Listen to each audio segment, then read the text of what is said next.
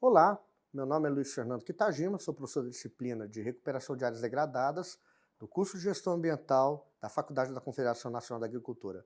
Bem-vindos à nossa quarta aula, que é sobre recuperação de áreas degradadas. Nessa disciplina nós vamos falar sobre a recuperação, sobre o retorno de uma área degradada à sua condição produtiva. Muito bem, então, para poder fazer a recuperação da área degradada, é conveniente conhecer, é bom lembrar que ela está ligada à questão do conhecimento da restauração ecológica de uma área. Ou seja, quando o próprio ambiente ajuda a fazer com que a vida retorne àquela área e possa manter-se sustentável sem necessidade de intervenção humana. Agora, nesses processos podem ser feitos naturalmente mesmo, deixando a natureza tomar a iniciativa, assim por dizer, ou com auxílio humano, com ações humanas, que é o que nós vamos ver a seguir. Então, já falamos da área degradada, que é definida como aquela parcela de solo, aquela parcela de superfície, que foi alvo de quê? De ações, no caso, humanas, pode ser naturais, mas nos interessa humanas, e com isso sofrem mudanças físicas, químicas e biológicas que impedem a manutenção da vida, não permite que se plante, não permite que nada cresça ali e, portanto, fica incapacitado de sustentar a vida e seus ciclos naturais. Além disso, tais áreas, por causa dessa degradação, podem trazer prejuízos à saúde, podem trazer prejuízos à obra de engenharia civil e assim por diante. Então, nós temos aqui nessa fotografia um exemplo de uma área degradada na Austrália, em que devido à mineração, essa área ficou décadas sem nenhum tipo de cobertura vegetal. Esse solo exposto está exposto porque houve uma atividade de mineração que retirou a capacidade de sustentação de vida do solo. E vejo que por capacidade de sustentação de vida, não há mais nada crescendo neste solo durante décadas. Por que temos que recuperar a área degradada? Porque elas oferecem serviços, principalmente para a sociedade e para a natureza. Que serviços são esses? Bom, serviços de regulação. O solo permite, por exemplo, a regulagem do ambiente, absorvendo dióxido de carbono, filtrando a água subterrânea que passa por ela, mantendo as condições de temperatura ideais para a vida que ali existe. Podem ter serviços culturais, que aí são importantes para os seres humanos, como, por exemplo, beleza cênica, turismo e tudo mais. Ou de suporte, que são serviços ou processos de longo prazo, como a ciclagem de nutrientes, que permite que nutrientes sejam estocados e liberados no solo, liberados do solo para os organismos, permitindo que os organismos vivam ali, se reproduzam e permita assim manter todo um equilíbrio ambiental, um equilíbrio ecológico naquela região.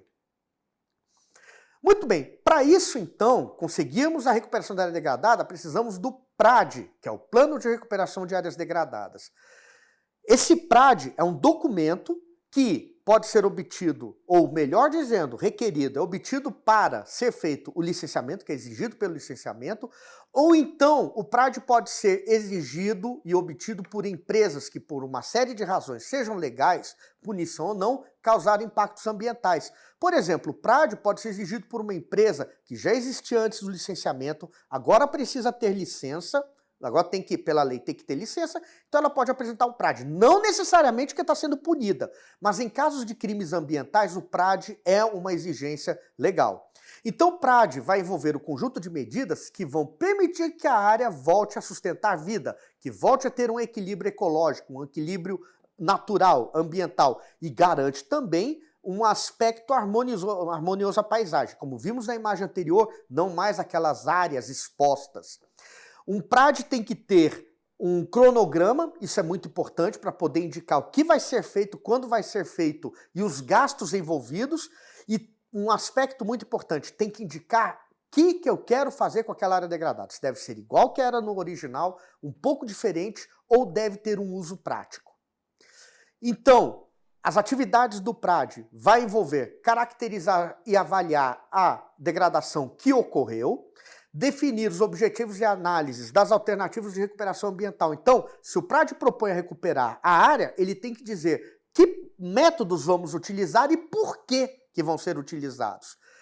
E, com isso, definir a implementação dos mesmos, através por exemplo, da indicação dos cronogramas, quanto tempo eu vou levar e quando eu vou utilizar os métodos de recuperação de área degradada, e propor também o monitoramento. De nada adianta querer recuperar se eu vou ou não vou saber como a recuperação está encaminhando, está avançando.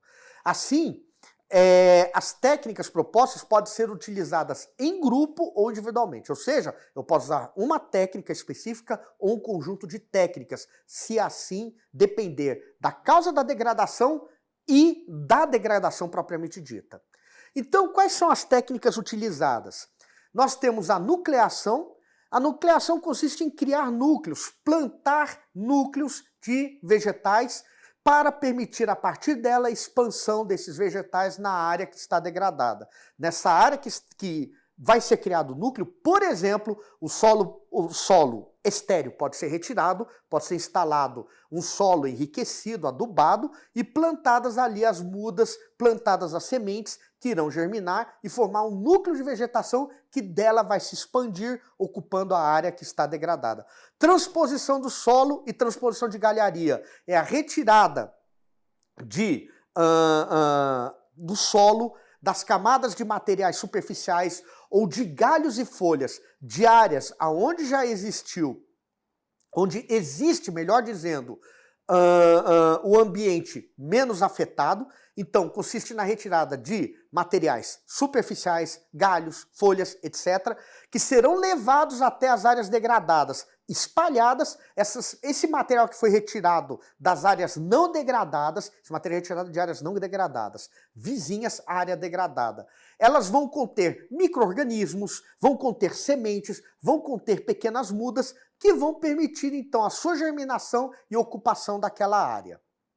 Instalação de poleiros. Poleiros para aves que ali vão se instalar, e muitas aves, elas quando comem frutos, elas defecam as sementes. Muitas sementes, inclusive, muitos frutos se espalham dessa maneira. E com isso, nesses poleiros, ao defecar, eles liberam sementes que ali vão germinar e vão começar novos núcleos de vegetação.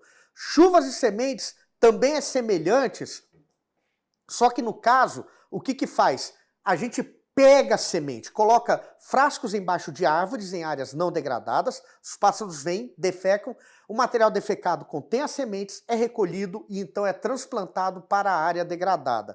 E plantios de mudas. Essas mudas têm que vir de viveiros.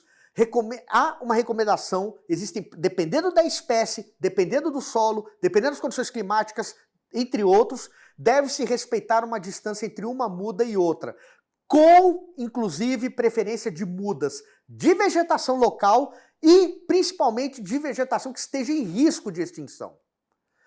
Na legislação pertinente, nós temos várias leis, como o Decreto Federal, que fornece a base legal para a área degradada e recuperação, o artigo 225 da Constituição Federal, que exige a recuperação de áreas degradadas, a Lei dos Crimes Ambientais, que exige a recuperação da área que foi degradada, resoluções do CONAMA, como a 429 de 2011, que propõe as metodologias em áreas de preservação permanente, condução da regeneração natural com espécies locais, plantio de espécies também nativas ou combinação, seja a regeneração natural com plantio das anteriores. Uma norma muito importante é a instrução normativa do Instituto de Conservação, o Instituto Chico Mendes, que faz parte do governo federal, o ICMBio número 11, de dezembro de 2014, em que estabelece todo o procedimento do PRAD, elaboração, análise, aprovação, acompanhamento da execução do PRAD. Vai definir uma série de conceitos, determina as medidas e técnicas, fundamentos, estudos e assim por diante. Ou seja, se você quer uma lei que diga todos os procedimentos do PRAD, está na Instrução Normativa ICMBio número 11, de 2014. Então, na legislação pertinente, aqui exemplo das definições da Instrução Normativa do ICMBio. Por exemplo, recuperação. Local degradado é trabalhar de modo que as condições ambientais se tornem próximas às condições anteriores. Na restauração tem que ser iguais às anteriores. Então a diferença de recuperação e restauração é, a gente trabalha, no caso de recuperação, para deixar algo próximo, mas não igual à situação original. Na restauração tem que ser igual ao original. Reabilitação, nós recuperamos a capacidade de sustentação de vida, mas para um outro uso. Por exemplo, um parque, como é o exemplo de recuperação de uma área para fazer um parque aberto ao público. Também define, ainda como recuperação, restauração e remediação, na recuperação e restituição de ecossistema ou população degradada, uma condição não degradada, que não pode ser, não necessariamente igual ao anterior. Na restauração, tem que ser tão parecida quanto possível à anterior. E na remediação, é um outro conceito, são todas as ações que visam recuperar uma área que sofreu contaminação com produtos tóxicos, metais pesados, substâncias orgânicas, etc., de maneira a permitir que ele volte a sustentar a vida. Então, a remediação é um processo de recuperação de área degradada em que o solo está contaminado com metais pesados, substâncias orgânicas, substâncias tóxicas, etc. E, portanto, é um passo importante para, uma vez que a área foi remediada, nós possamos definir se ela vai ter que ser igual ao que era antes de ser contaminada, ou próximo a isso, ou vai receber um outro uso. Bom, basicamente é isso. Agradeço a atenção de todos e até a próxima aula.